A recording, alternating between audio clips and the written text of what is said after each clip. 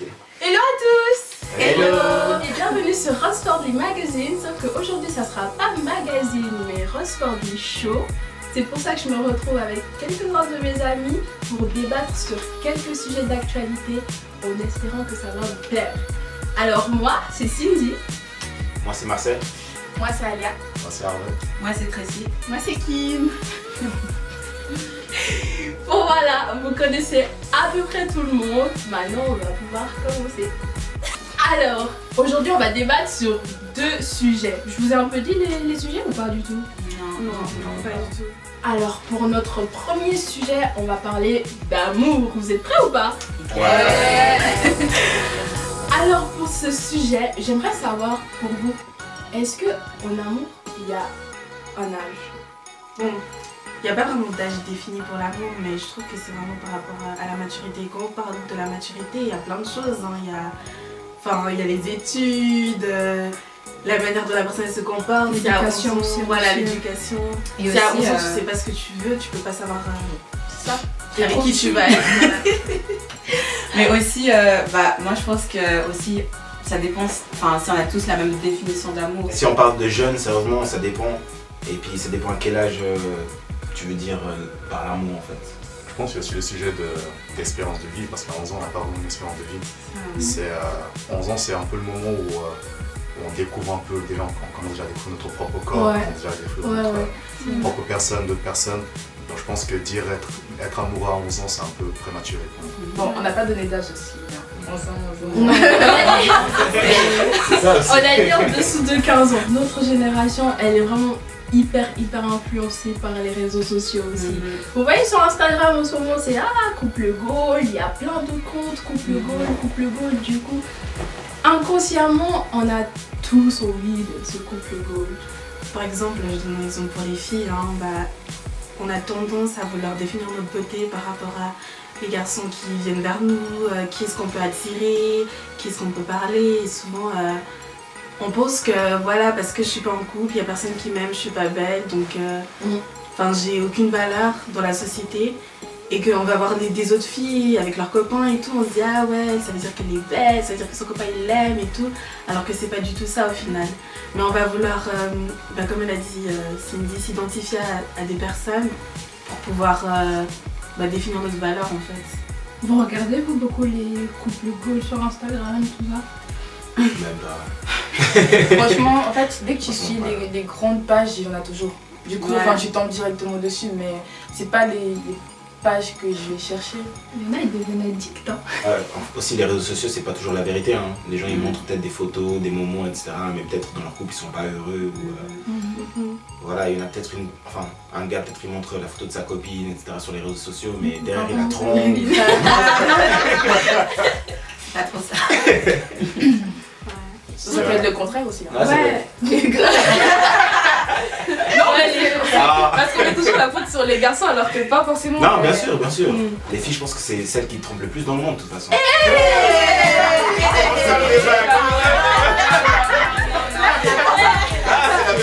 C'est la vérité.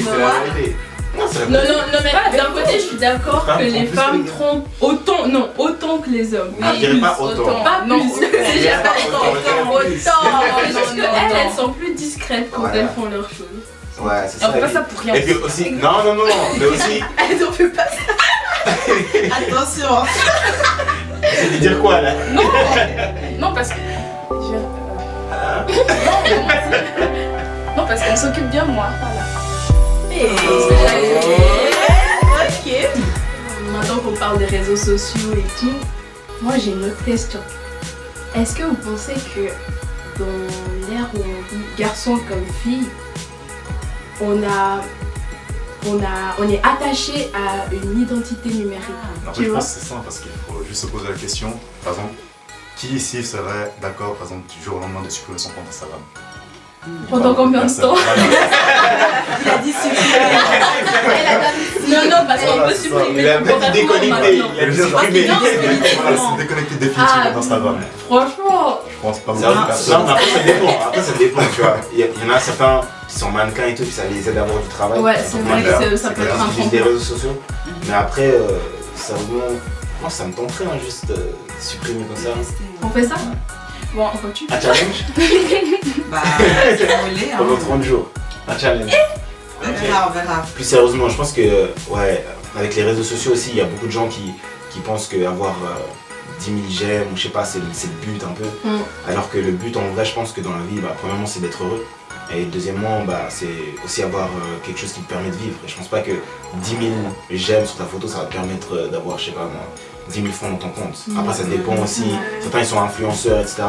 On voit aussi avec les réseaux sociaux que y a beaucoup d'influenceurs et puis il y a beaucoup de gens qui se disent moi aussi je vais devenir influenceur parce que je vais voyager gratuitement, je veux que les restos ils payent à manger, des trucs comme ça. Donc ça fait rêver les gens, etc. Donc c'est pour ça que c'est devenu plus important je pense dans la vie des gens. Mais après il faut avoir une balance aussi et puis il faut voir ce qui est bon et ce qui est mauvais je pense dans les réseaux sociaux.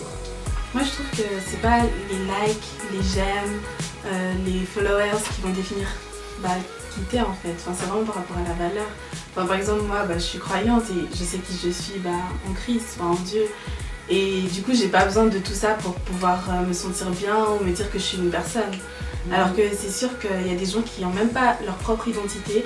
Donc ils vont vouloir avoir l'identité par rapport à tout ce qui se passe dans les réseaux sociaux. Par exemple les followers, j'ai beaucoup de followers, donc je suis quelqu'un. J'ai beaucoup de likes, donc je suis quelqu'un. Et il y a même des gens qui achètent maintenant les likes. Les abonnés. Avec 45 jours. Pour pouvoir prouver au monde que voilà, moi j'ai beaucoup de j'aime, donc je suis quelqu'un. Et aussi certains ils n'ont pas le recul nécessaire pour se dire que ce qui se passe sur les réseaux sociaux, c'est vraiment ce que les gens ont envie de montrer en fait. Ouais, mais moi je trouve que dans l'ère où on vit et tout, il y a beaucoup plus important en fait. On est des jeunes, on est à un stade de notre vie où on sait pas trop où aller et tout. C'est pas vraiment... Enfin, être en couple, certains le prennent comme une finalité, mais c'est pas du tout une finalité en fait. On est dans une période où il faut savoir ce que tu as envie de faire plus tard, tu as des projets, tu as envie de réussir et tout. Tu peux avoir quelqu'un avec toi qui te booste et tout, mais rester bloqué dans une relation en mode c'est bon, c'est l'homme de ma vie, je vais me concentrer que là-dessus, ça va pas nous aider, ça va nous amener mieux. Moi je pense aussi, l'être humain en fait l'être humain évolue d'une manière constante. Donc on est aussi très précoce, on est de plus en plus précoce dans ce qu'on veut faire. Voilà, par exemple pour nous, à 16 ans on était déjà là, moi à 18 ans j'ai quitté la maison. On est à 20 ans, on est toujours à la maison. On a 20 ans ou plus, on est toujours à la maison avec nos parents. Donc ce serait vraiment juste de prendre son temps, de prendre des expériences, qu'elles soient bonnes ou mauvaises, surtout mauvaises parce que ça sont les meilleures des leçons. C'est sûr.